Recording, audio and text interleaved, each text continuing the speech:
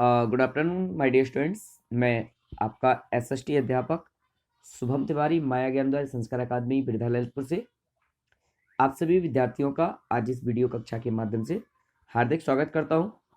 विद्यार्थियों, हम एसएसटी विषय में इतिहास विषय के अंतर्गत हमारी कक्षा का क्रियान्वयन हो रहा था। विद्यार्थियों, इतिहास विषय में जो अंतिम पार्ट है स्वतंत्र भारत की चुनौतियां एवं विकास, तो इसके अंतर्गत हम अध्ययन कर रहे थे, जिसमें हमने चुनौतियों के बारे में आपसे चर्चा की थी कि अंग्रेजों द्वारा जब भारत को 1947 ईस्वी में स्वतंत्रता प्रदान की गई, स्वतंत्रता मिली, उस समय भारत देश में किस प्रकार की चुनौतियां थी, किस प्रकार की समस्याएं थी, और उन समस्याओं को हल करने के लिए, उनका निदान करने के लिए उस समय की तत्कालीन सरकार ने क्या व्यवस्थाएं की और किस प्रकार से अपनी सूझबूझ के साथ भारत को संभालने का प्रयास किया और उन समस्याओं का क्या निदान निकाला। तो इस पर हमने आपसे चर्चा की थी। विद्यार्थियों, साथ ही साथ दूसरी सबसे बड़ी समस्या क्या थी, चुनौती क्या थी? स्वराज्य की चुनौती, मतलब अपने संविधान का निर्माण करना और नियम कानूनों को बनाना। और कैसे नियम कानून? जो सभी के लिए, समाज के हर एक वर्ग के लिए बराबर लागू हों। सबसे पहले संविधान का निर्माण। तो विद्यार्थियों, आइए जानते हैं। 15 अगस्त 1947 के बाद भारतीय संविधान सभा एक प्रभुसत्ता संपन्न संस्था हो गई। अब इसे भारतीय संविधान का निर्माण करना था। 1947 में जब आजादी मिलने के बाद में सबसे बड़ी समस्या थी, सबसे बड़ी चुनौती थी संविधान का निर्माण करना।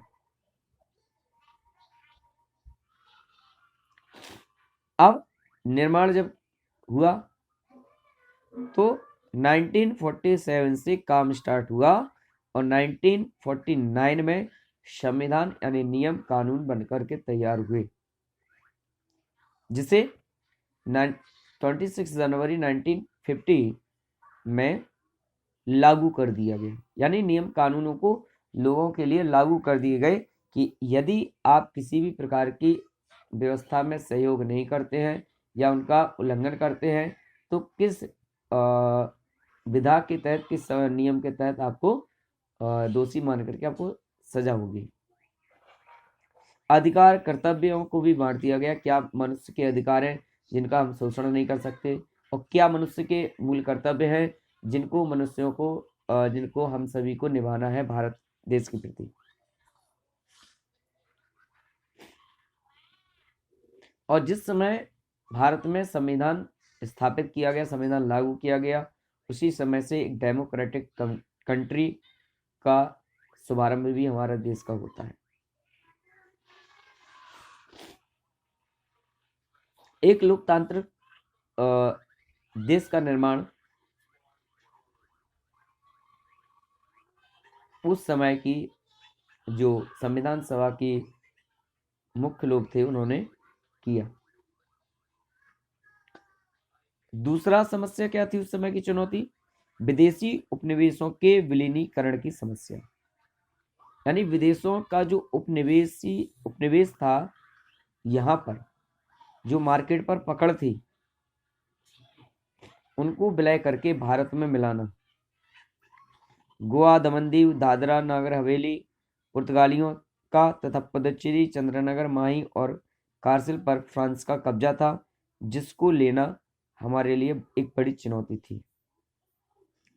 फ्रांस सरकार ने भारत के आग्रह पर 1954 को पांडिचेरी, चंद्रनगर, माही को ये भारत को सौंप दिए। पुर्तगालियों ने क्या किया? सैनिक कार्रवाई करने पर 20 सितंबर 1961 को गोवा, दमन दीव और दादरा नगर हवेली को भारत को सौंप दिया। अब कश्मीर से कन्याकुमारी तक के समस्त भूभाग भारत के अंग बन चुके थे। तीसरी सबसे बड़ी समस्या थी विकास, कि भारत में समाज का और देश का विकास कैसे हो, क्योंकि जिस समय स्वतंत्रता हमें मिली उस समय भारत में गरीबी, अशिक्षा, बेरोजगारी, सामाजिक कुप्रथाएं, धार्मिक अंधविश्वास, बहुत सारी स्थितियां, विषमताएं भारत की समाज में फैली हुई थी, जिनको मिटाना, जिनको निपटाना और समाज को एक उत्कृष्ट पथ पर ले जाना एक सबसे बड़ी चुनौती थी। देश में गरीबी भी कम हो, शिक्षा का स्तर बढ़े, लोग जागरूक हों, बेरोजगारी कम हो, सामाजिकता का जो भेदभाव जो समाज में फैला है वो कम हो, जो कुरीतियां हैं वो बंद हो। इन सभी चीजों का निदान करने के लिए सरकार ने देश के सभी क्षेत्रों को चरणबद्ध तरीकों से विकास के लिए 15 मार्च 1950 ईस्वी में एक योजना आयोग का गठन किया। उस योजना आयोग के माध्यम से 5 वर्षीय योजना का प्रारंभ किया, जिसे पंचवर्षीय योजना के नाम से भारतीय संविधान में जाना जाता है। तो प्रथम पंचवर्षीय योजना 1951 1 अप्रैल 1951 को लागू की गई। 31 मार्च 2017 तक 12 पंचवर्षीय योजनाएं पूर्ण हो चुकी हैं। योजना 2014 में इस योजना आयोग का नाम हमारी तत्कालीन सरकार 2014 में जो बनी, गठित हुई, उसने योजना आयोग का जो डिपार्टमेंट का नाम था वो नीति आयोग किया। तो इस योजना का प्रमुख उद्देश्य था भारत के समाज का विकास करना, देश का विकास करना, विभिन्न क्षेत्रों में नई नई योजनाओं को लाना, उन पर अमल करना और उनको पूर्ण करके विकास से विकसित दिशा की ओर बढ़ना। तो विद्यार्थियों, ये चुनौतियां, ये समस्याएं जो भारत में थी, उनको निपटाने के लिए हमारे देश के महान नेताओं ने और महान विद्वानविदों ने अपना अभूतपूर्व अमिट सहयोग प्रदान किया, योगदान दिया, जिससे कि आज हम अपने देश में अपने कर्तव्य और अधिकारों के प्रति अपना निर्वहन करते हैं, कार्य करते हैं, और किसी भी प्रकार का अगर कोई भी समस्या होती है तो हम संविधान के तहत अपने हक के लिए लड़ सकते हैं। तो विद्यार्थियों, आज जिस स्थिति में हम हैं वो हमारे उन विद्वानविदों की ही देन है। तो विद्यार्थियों, इसी के साथ आज की इस कक्षा का भी समापन होता है और इतिहास विषय भी आज हमारा कंप्लीट होता है। कल से भूगोल विषय का अध्ययन करेंगे। तब तक के लिए आप सभी को धन्यवाद, नमस्कार।